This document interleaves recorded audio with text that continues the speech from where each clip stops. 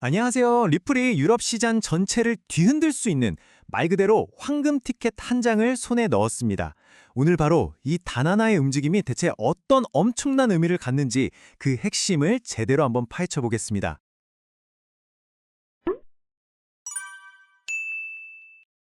네, 지금 보시는 이 문장이 오늘 이야기의 거의 전부라고 할 수 있습니다. 리플이 유럽이라는 어마어마하게 큰 시장의 문을 한 번에 열어젖힐 수 있는 마스터키를 얻었다는 거죠. 아니, 도대체 허가 하나 받았다고 어떻게 이게 가능한 걸까요? 지금부터 자세히 들여다보겠습니다. 자, 그래서 오늘은 이렇게 네 가지 단계를 차근차근 따라가 볼 겁니다. 리플이 유럽 진출이 어떤 의미인지 아주 명확하게 정리해 드릴게요. 자, 그럼 첫 번째 섹션으로 바로 들어가 보죠. 이 이야기의 결론부터 가장 중요한 서식부터 확인하고 가겠습니다.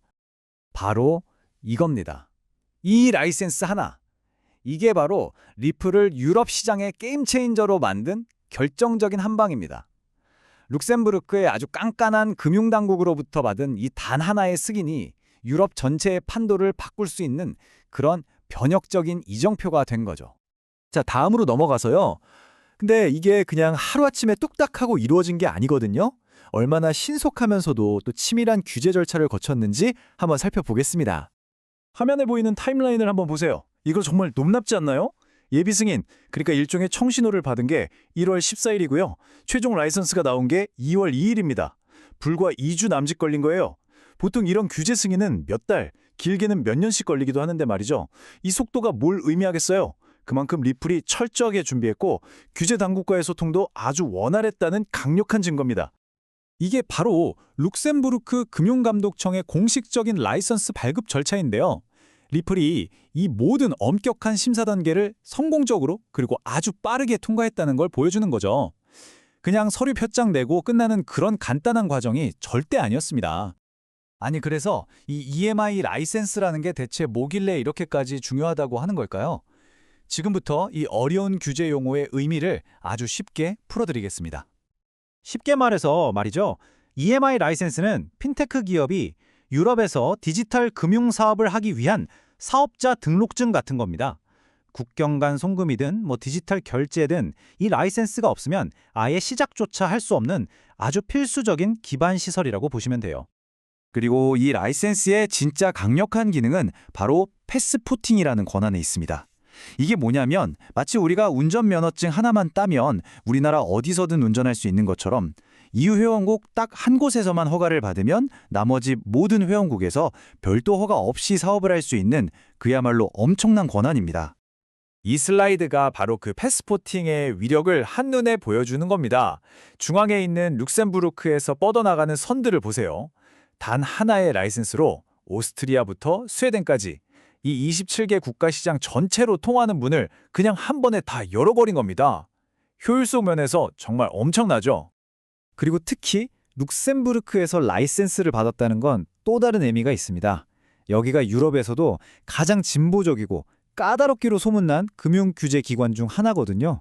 여기서 인정받았다는 건 리플이 최고 수준의 규제 기준을 지키겠다는 강력한 의지를 보여주는 상징적인 사건이기도 한 거죠.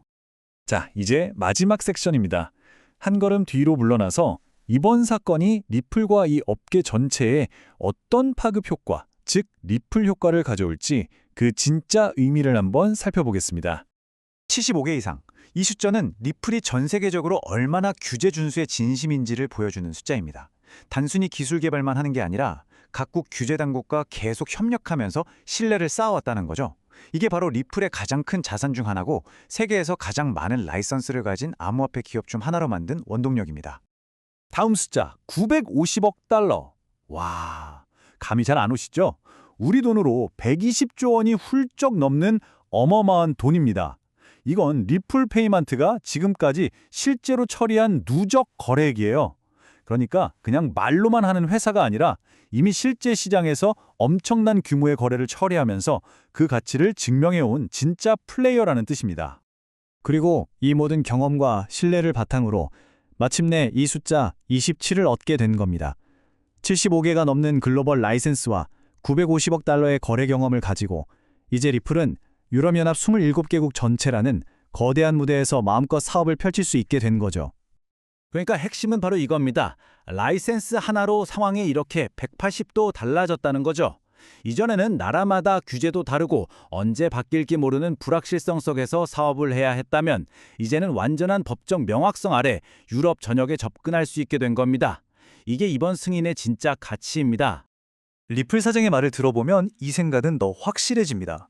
결국 규제가 명확해야 금융기관 같은 큰 손들이 파일럿 테스트 수준을 넘어서 본격적으로 뛰어들 수 있다는 거거든요. 바로 그 확실성을 이번에 확보한 겁니다. 그리고 유럽 총괄의 말을 보면 여기서 그치지 않겠다는 야심이 느껴지죠. 단순히 사업을 하는 걸 넘어서 유럽 전체의 금융 미래를 자신들이 주도해 나가겠다는 포부를 분명히 보여주고 있습니다. 자, 그럼 이 모든 걸 정리해 볼까요? 이번 라이센스 하나가 어떤 나비 효과를 불러올까요? 이건 마치 첫 번째 도미노를 쓰러뜨린 것과 같습니다. 먼저 전통은행이나 핀테크들이 리플 기술을 쓰기가 훨씬 편해질 거고요. 자연스럽게 디지털 자산의 활용도도 높아지겠죠. 또 스테이블 코인 같은 새로운 상품을 내놓을 수 있는 법적 기반도 마련됐고, 궁극적으로는 시장 전체의 신뢰가 높아지면서 투자 리스크는 줄어드는 이런 긍정적인 연쇄 반응이 시작된 겁니다. 이렇게 마지막 질문을 던지면서 마무리하겠습니다. 리플은 이제 유럽으로 가는 아주 튼튼하고 넓은 다리를 완성했습니다. 이제 남은 질문은 딱 하나죠. 과연 누가 가장 먼저 그리고 가장 큰 규모로 이 다리를 건너게 될까요? 그 다리 위에서 펼쳐질 미래를 상상해 보는 것도 아주 흥미로울 것 같습니다. في أكبر